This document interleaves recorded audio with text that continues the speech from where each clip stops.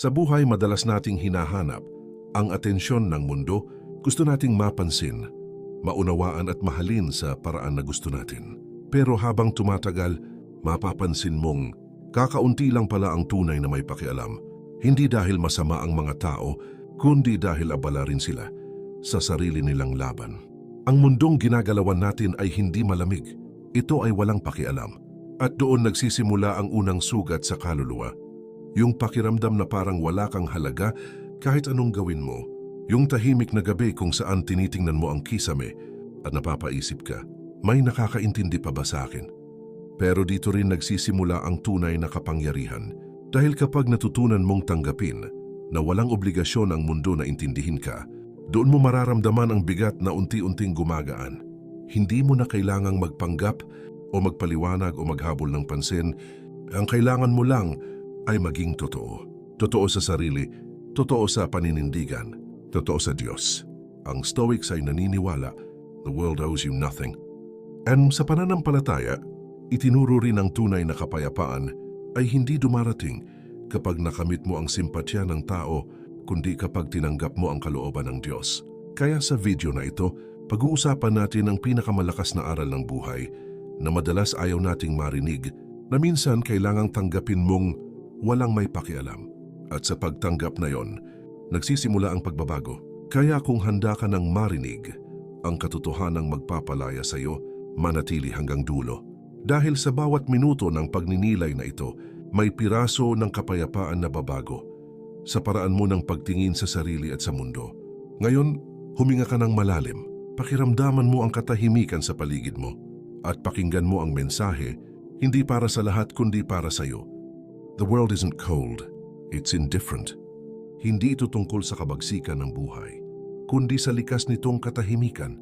Habang abala ka sa pag-aalala kung anong iniisip ng iba, napagtatanto mong wala pala silang iniisip tungkol sa iyo. At kung iisipin mong mabuti, hindi ito insulto. Isa itong paalala dahil ang mundo ay hindi nakasentro sa iyo. Hindi ito umiikot sa emosyon mo, sa iniisip mo o sa mga pangarap mo. At kung minsan, iyon ang dahilan kung bakit tayo nasasaktan dahil gusto nating maging sentro ng kwento na hindi naman sa atin ang direksyon. Minsan, gigising ka sa umaga na pagod, pero walang nakakapansin.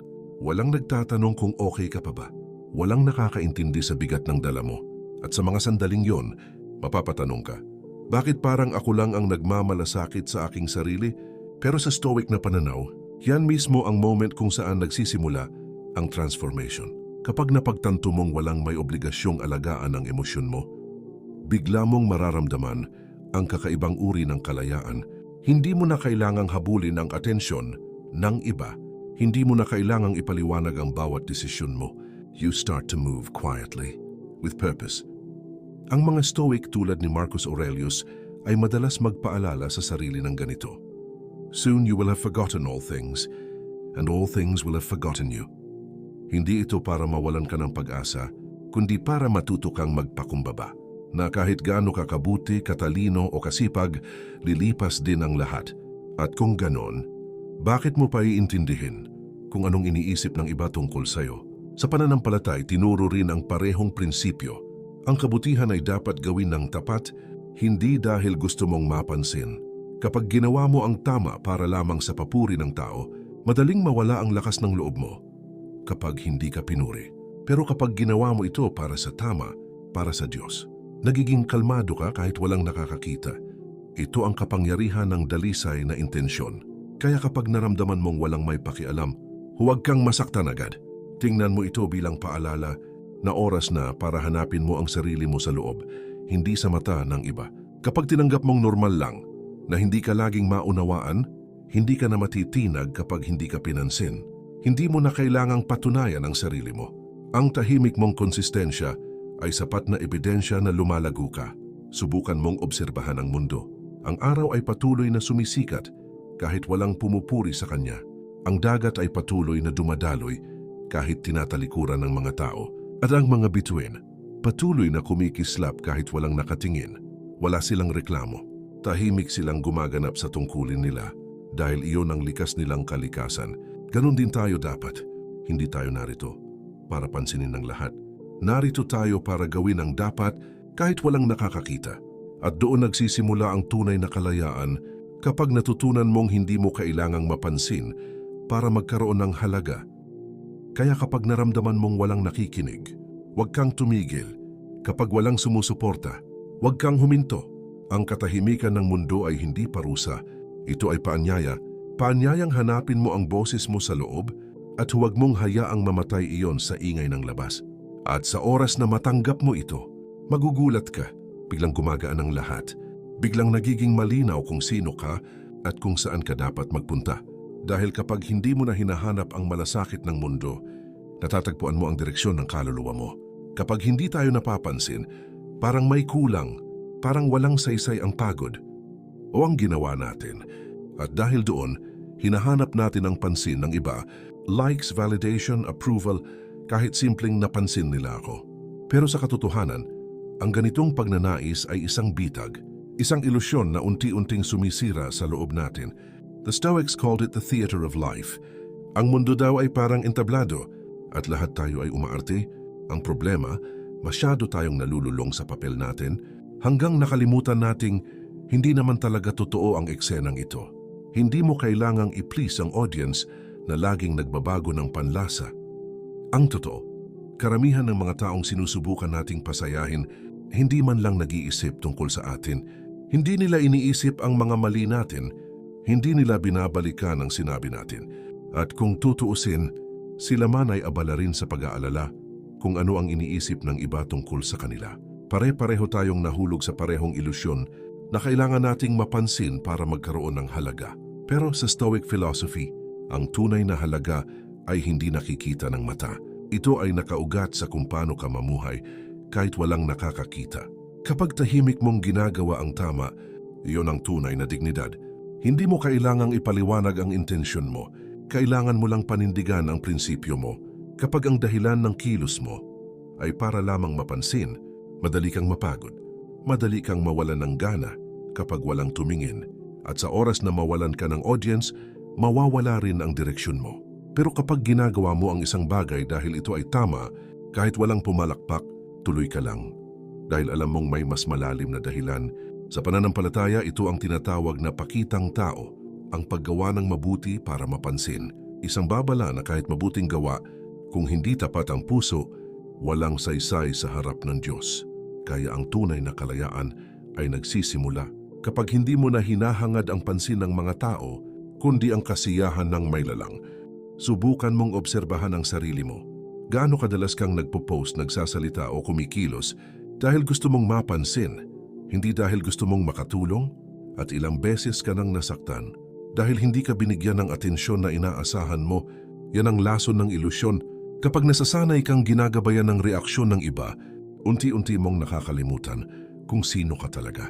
The Stoic solution is simple yet difficult. Detach from attention. Ibigay mo ang buong konsentrasyon sa ginagawa mo, pero kalimutan mo kung sino ang nanonood. When you detach from the need for attention, you free yourself from invisible chains. Ang isang taong hindi na umaasa sa pansin ng iba ay parang bundok, tahimik, matatag, at walang pakialam kung gaano kaliit o kalakas ang hangin sa paligid niya. He remains because his worth no longer comes from reaction, but from conviction.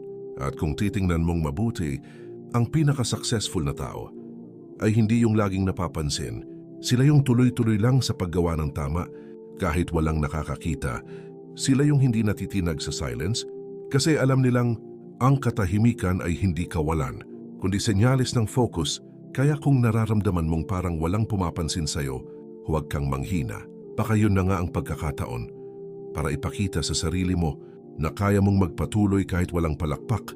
At sa oras na matutunan mong umandar ng walang validation, nagiging totoo ang kilos mo, nagiging kalmado ang puso mo, at nagiging malaya ang kaluluwa mo. At mula rito, nagsisimula ang isa pang yugto. Kapag tinanggal mo na ang ilusyon ng pansin, ang susunod na dapat mong bitawan ay ang pagkakabit sa validation. Dahil ang susunod na kabanata sa paglalakbay na ito ay hindi na tungkol sa kung sino ang nakatingin, kundi kung sino ang pinakikinggan mo sa loob. Kapag hindi ka na naghahanap ng pansin, may isa pang mas malalim na kalaban na kailangan mong harapin, ang validation. Yung tahimik na boses sa loob mo na nagsasabing, Gawin mo to para mapatunayan mo na tama ka. Magtagumpay ka para mapakita mo sa kanila. Magpursige ka para maramdaman nilang mali sila sa pagduda sa iyo. Pero kapag iniisip mo ng mabuti, kapag ang dahilan ng lahat ng ginagawa mo ay para lang mapatunayan ang sarili mo, diyan hindi ka talaga malaya kasi ang direksyon ng buhay mo nakadepende pa rin sa opinyon ng iba. The Stoics remind us, he who seeks approval is a slave to those who withhold it. Kung ang lakas mo ay nakabase sa papuri, madali rin itong mawala kapag hindi ka pinuri. At dun mo mararamdaman kung gaano karupok ang kaligayahang nakadepende sa validation. Lahat tayo gusto nating maramdaman na tama tayo. Pero minsan, kahit tama na tayo sa mata ng Diyos, hinahanap pa rin natin ang pagsang-ayon ng tao. Kaya kahit alam mo nang ginagawa mo ang tama, may maliit na bahagi pa rin sa puso mo na gustong marinig ang good job. At yan ang kailangang mong pakawalan. Ang kalayaan ay hindi lang tungkol sa pagsasarili, ito ay tungkol sa pagtanggap na hindi mo kailangang ipaliwanag ang lahat ng ginagawa mo. Kapag malinaw sa konsensya mo, hindi mo na kailangang humingi ng pahintulot para maging totoo. Ito rin ang turo sa pananampalataya. Ang paggawa ng tama ng walang halong pagpapakita o paghahangad ng papuri. Ito ang pinakamataas na antas ng kalinisan ng puso. Dahil kapag hindi mo na kailangan ng validation ng mundo, alam mong nakikita ng Diyos kahit ang mga gawaing tahimik mong ginagawa at sa tuwing inuuna mo siya, natatanggal ang bigat ng paghahangad ng pagkilala mula sa iba. Kapag natutunan mo ito, nawawala ang pressure na maging perfect. Kasi naiintindihan mong hindi mo kailangang patunayan ang sarili mo. Ang kailangan mo lang ay maging tapat. Hindi mo na kailangang ipakita na malakas ka dahil sapat na ang pagiging totoo mong marupok pero patuloy pa ring lumalaban. Sa Stoic mindset, ito ang tinatawag na apathiya, ang katahimikan ng isip na hindi naaapektuhan ng papuri o pangungutya. Hindi dahil wala ka ng pakiramdam, kundi dahil hindi mo na hinahayaan ang damdamin ng iba na magdikta ng halaga mo. Isipin mo ito, kung ang bawat galaw mo ay sinusukat mo base sa reaksyon ng iba, hindi mo kailanman malalaman kung sino ka talaga. Pero kung matutunan mong gumawa ng tama, kahit walang nakakakita, makikita mo ang sarili mong lumalakas. Hindi dahil pinuri ka, kundi dahil pinili mong maging matatag kahit walang nagsabi na kaya mo. At ito ang ironya ng buhay. Kapag hindi mo na hinahanap ang validation, doon ka nagiging pinakarespetado. Kapag tumigil ka sa pagpapaliwanag, doon ka mas naiintindihan. At kapag tinigilan mo ang paghabol sa approval, doon ka mas nagiging malaya. Dahil sa oras na ang motibo mo ay malinaw, hindi mo na kailangang ipaliwanag kung bakit ka nandyan. Ang gawa mo na mismo ang magsasalita, tahimik pero totoo, simple pero matatag. At kapag dumating ang araw na maramdaman mong wala nang kailangang patunayan, doon mo mararanasan ang kapayapaan na hindi mabibili ng kahit anong papuri. Doon mo maiintindihan kung ano ang ibig sabihin ng pagiging kalmado kahit sa gitna ng ingay. At sa puntong yon, rejection no longer hurts. It clarifies because every no from the world becomes a redirection from God. At sa pagtanggap mo niyan, magsisimula kang makita ang tunay na layunin ng bawat sakit, ang halaga ng bawat katahimikan at ang biyaya sa likod nang hindi mo kailangang patunayan kahit kanino. Dahil kapag malaya ka na sa validation, malaya ka na ring magmahal, magpatawad, at gumawa ng walang takot sa pagkakamali. At mula rito, sa gitna ng katahimikan, sisimulan mong maramdaman ang isang kakaibang kaliwanagan na kahit masakit may kabuluhan ang lahat. At yan ang susunod nating pag-uusapan, kung paanong ang sakit kapag tinanggap ng may karunungan ay nagiging malinaw na gabay sa daan ng kaluluwa. Kapag hindi mo na hinahanap ang atensyon ng mundo, nagsisimula mong marinig ang sarili mong tinig. Hindi na nakakaingay ang social media, hindi ka na natitinag sa opinyon ng iba, at hindi ka na nagmamadaling ipaliwanag ang bawat kilos mo. Ito ang punto kung saan ang katahimikan ay hindi na nakakabingi, kundi nakakaalis ng lason sa isip. Maraming tao ang takot sa pagiging mag-isa kasi doon nila naririnig ang mga iniwasan nilang katotohanan. Pero sa mata ng isang Stoic, ang katahimikan ay hindi kawalan kundi kalinawan. Kapag tahimik ang mundo, doon mo maririnig ang kaluluwa mo humihinga. Doon mo mararamdaman kung gaano kalalim ang kaya mong tiisin. Isipin mo ito, may mga panahon na pakiramdam mo parang nakalimutan ka ng lahat. Walang text, walang kumustang totoo, walang nakaalala. Pero minsan, iyon mismo ang paraan ng Diyos para kausapin ka ng direkta, walang istorbo, walang ingay. Ang katahimikan ay hindi laging kalaban. Madalas ito ang guro. At sa bawat sandaling nag-iisa ka, natututo kang hindi ka kailangang pansinin para magkaroon ng halaga. Sa Stoic philosophy, tinatawag ito ni Marcus Aurelius na self-sufficiency of the soul. Ang kakayahang manatiling buo kahit walang nakakakita, walang pumupuri, at walang nagmamahal sa paraang gusto mo. Kasi doon mo mapagtatanto. Ang tunay na kapayapaan ay hindi kailanman ibinibigay ng mundo, kundi pinili mo sa loob mo. Kapag natutunan mong mahalin ang katahimikan, hindi ka na basta nasisira ng rejection, hindi ka na nauubos sa paghihintay ng mensaheng hindi darating. Hindi mo na kailangan ng validation kasi alam mong kahit walang pumapansin, tuloy ka pa rin. That's real power, quiet, steady, unbothered. Maraming tao ang hindi makamove on dahil umaasa pa rin silang babalikan sila ng mundo. Pero ang Stoic ay natutong maglakad mag-isa. Hindi dahil wala nang pakialam, kundi dahil naiintindihan na niya na hindi lahat ng laban kailangang makita, hindi lahat ng tagumpay kailangang ipagsigawan. Some victories are meant to be silent, some healing happens away from the crowd. Ang solitude ay hindi pagtalikod sa mundo, kundi pagbabalik sa sarili, isang paglalakbay pabalik sa gitna ng kalmadong isip at matatag na puso. Dito mo matututunan ang virtue of independence, na kahit mawala ang lahat ng pansin, respeto o suporta, may dignidad ka pa rin hindi nasisira. Kung minsan, ang mga pinakamakapangyarihang tao ay yung hindi mo napapansin. Yung tahimik lang pero may direksyon. Yung hindi nangaagaw ng spotlight. Pero alam kung sino sila sa dilim. Dahil sa loob nila, wala nang takot na maiwan. Alam nila, ang tunay na kalayaan ay kapag kaya mong tumayo mag-isa ng may kapayapaan. Ngayon, huminga ka ng malalim. Tumingin ka sa paligid mo. Walang camera, walang audience, walang stage. Pero nandyan ka pa rin. Buhay totoo yung tahimik na matatag. Ito ang kapangyarihang hindi kayang bigyan ng mundo. Ito ang kapangyarihang natutunan mo sa katahimikan. May mga sandaling akala natin ang pagtanggi ay katapusan na kapag hindi tayo pinili, may kulang sa atin. Pero sa mata ng isang Stoic, ang rejection ay hindi pagtatapos, kundi direksyon. Ito ang paraan ng buhay para sabihing, hindi diyan ang daan mo. Marami ang nasisira kapag naririnig ang salitang hindi. Hindi ka tinanggap, hindi ka pinansin, hindi ka minahal pabalik. Pero kung titingnan mo ng mas malalim, minsan yung mga pintong isinara ay hindi para ipahiya ka, kundi para iligtas ka. Rejection is redirection. At kapag naintindihan mo yan, hindi mo na kailangan magmakaawa sa mga bagay na hindi para sa'yo. Ang mga Stoic tulad ni Epictetus ay paulit-ulit na nagpapaalala, huwag mong ipilit ang hindi mo kontrolado. Hindi mo kontrolado kung sino ang tatanggap sa'yo, kung sino ang magbibigay ng pagkakataon, o kung sino ang makakakita ng halaga mo. Pero kontrolado mo kung paano ka tutugon. At doon nasusukat ang tunay na lakas. Kapag tinanggihan ka, dalawa lang ang pwedeng mangyari. Mawasak ka o luminaw ka. Ang una ay galing sa ego, ang pangalawa ay galing sa wisdom. Kasi sa bawat hindi, may nakatagong sagot. Baka hindi mo pa panahon, baka hindi iyon ang para sa'yo.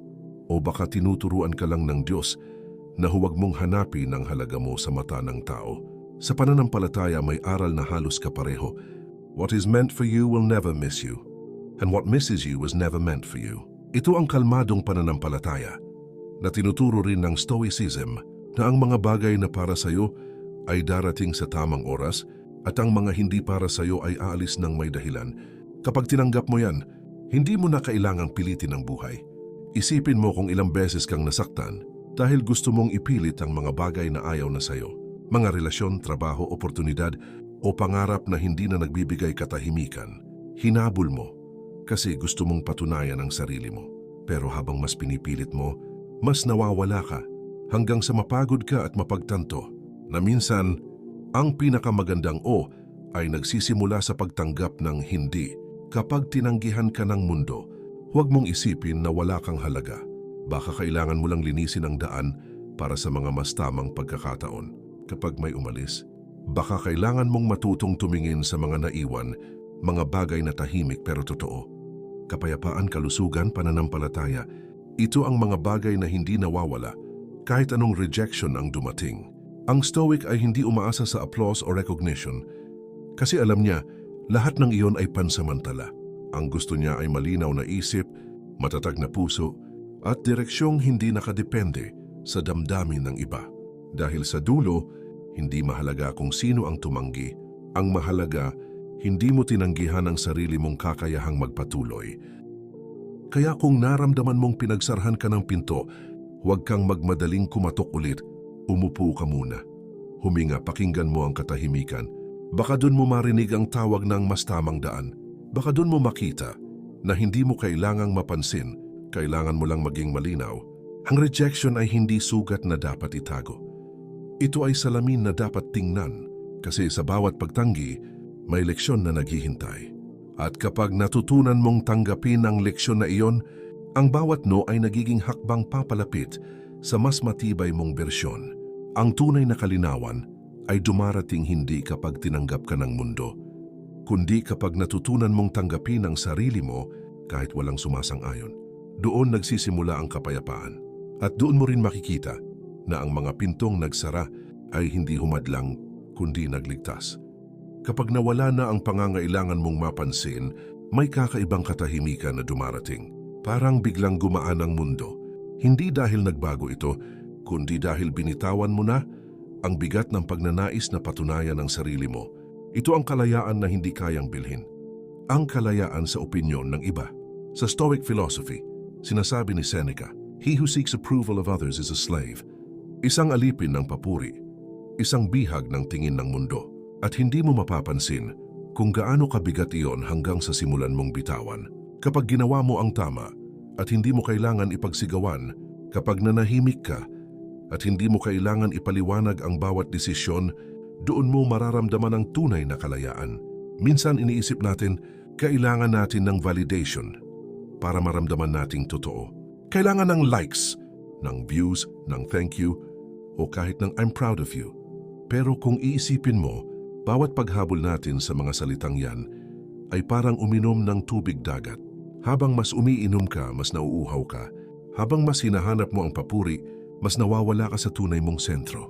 Ang Stoic ay hindi tumatakbo sa likod ng palakpakan. Tumatahimik siya kasi alam niyang ang integridad ay hindi nasusukat ng reaksyon ng iba, kundi ng katahimikan sa loob niya matapos niyang gawin ang tama. Dahil sa dulo, ang validasyon ng mundo ay tulad ng hangin, magaan, mabilis at madaling mawala. Pero ang respeto sa sarili ay parang bundok, tahimik, mabigat at hindi basta natitinag. Isipin mo ang mundo ngayon. Lahat gustong makita, marinig, mapansin. Lahat nag-aagawan ng liwanag, pero minsan, ang tunay na liwanag ay nasa taong hindi nagmamadaling ipakita ang sarili. Nasa taong hindi natatakot sa anino kasi alam niya, hindi niya kailangang ipaliwanag ang bawat hakbang dahil ang direksyon niya ay malinaw sa kanya kahit walang sumasang-ayon. Kapag nawala ang pangangailangan mo sa validation, nawawala rin ang takot mong magkamali. Hindi ka na natatakot sa panlait, sa pangungutya o sa paghusga dahil naiintindihan mong lahat ng iyon ay bahagi lang ng pagiging totoo. At kapag totoo ka, hindi mo kailangang maging perpekto, kailangan mo lang maging matatag. Ganon din sa pananampalataya, may katulad na paalala. Kung ang layunin mo ay para sa tao, mapapagod ka. Pero kung ang layunin mo ay para sa Diyos, walang rejection na makakapigil sa'yo.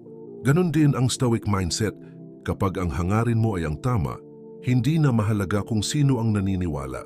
Kapag ang motibo mo ay malinaw, hindi mo kailangan ng validation para magpatuloy. Ang validation ay parang ulan. Maganda kapag dumarating, pero hindi mo pwedeng hintayin para mabuhay. Kailangan mong matutong magtanim kahit tagtuyot. Kailangan mong matutong maglakad kahit walang pumapalakpak. Kasi ang tunay na Stoic ay hindi pinapatakbo ng papuri, kundi pinapatatag ng disiplina. May kapayapaang dumarating kapag hindi mo na hinahanap ang approval ng iba. Kapayapaang hindi dahil lahat ay pabor sa'yo, kundi dahil tanggap mo na hindi mo kailangang baguhin ang sarili mo para sa kanila. Dahil sa dulo, kahit anong sabihin ng mundo, ikaw lang at ang konsensya mo ang magkaharap kapag tahimik na ang lahat. At doon, sa pagitan ng mga sandaling walang humahanga, doon mo mararamdaman ang tunay na kagaanan. Kasi sa wakas, hindi ka na umaasa na may makakita sa'yo. Natutunan mong makita ang sarili mo. When you no longer need to be seen, you finally start to exist. At kapag dumating ka sa puntong yan, wala nang makakaalis ng kapayapaan mo. Dahil ang kapayapaan mong yan ay hindi galing sa kanila, galing yan sa loob mo.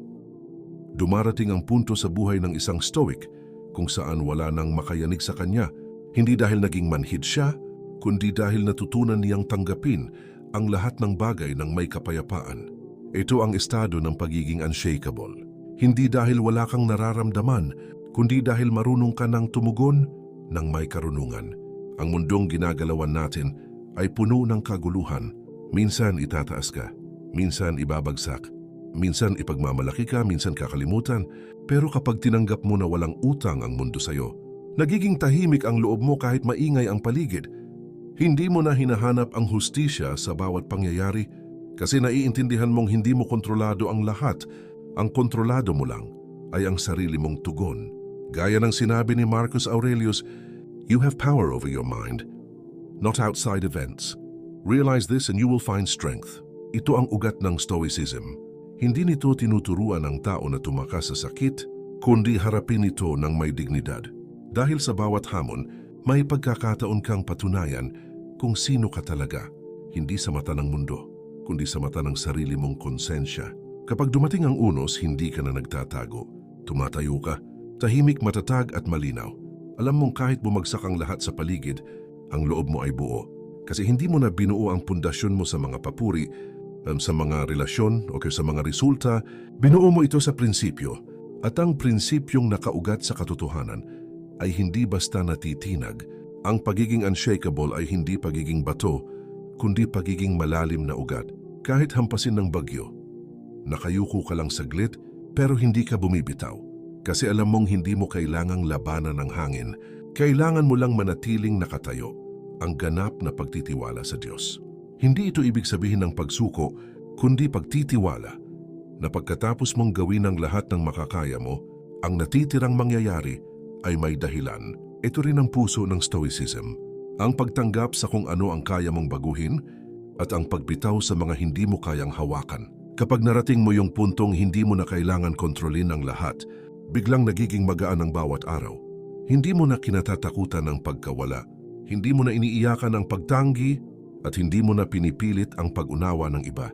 Kasi alam mong ang tunay na kalmado ay hindi galing sa labas. Nanggagaling ito sa tiwala mo sa proseso. Ito ang dahilan kung bakit tahimik ang mga matatalino at kalmado ang mga totoo. Hindi dahil wala silang pakiramdam, kundi dahil natutunan na nila kung alin ang karapat-dapat sa kanilang enerhiya. At kapag napunta ka na sa ganitong antas ng kamalayan, hindi mo na kailangan ipaliwanag ang sarili mo. Dahil alam mong hindi lahat ng makakarinig ay makakaunawa at hindi lahat ng makakaunawa ay kailangang kumbinsihin. Ang Stoic ay hindi hinahanap ang kaguluhan. Ang hinahanap niya ay ang inner order. Ang balanse sa pagitan ng pagtanggap at pagkilos, ng pananahimik at pagdedesisyon. Ito ang nagiging sandata niya laban sa gulo ng mundo. Kaya kapag may dumating na bagyo sa buhay mo, huwag mo nang tanungin kung bakit. Tanungin mo kung anong leksyon ang dala nito. Dahil bawat pagsubok ay may dalang aral na magpapalalim sa'yo. At sa bawat pagbangon mo, nagiging mas matatag ka, mas malinaw at mas tahimik. Ang pagiging unshakable ay hindi dumarating bigla. Ito ay bunga ng mga gabi ng katahimikan, mga araw ng pag-iyak na walang nakakita, at mga desisyong pinili mong manatiling totoo kahit walang pumalakpak. Ito ang bunga ng pagtanggap sa katotohanang walang dapat umintindi sa'yo. At ayos lang yon, kasi natutunan mo nang intindihin ang sarili mo. At kapag narating mo na yan, hindi ka na mabubuwal kahit ilang ulit kang subukin. Dahil alam mo, ang mundo ay mananatiling walang pakialam, pero ikaw mananatiling buo. Ngayon alam mo na kung paano ito ilalapat sa buhay mo, huwag mo lang pakinggan, gawin mo. At kung nagustuhan mo ang nilalaman, i-like, i-share, at i-subscribe para mas marami pa tayong mapag-aralan. Maraming salamat.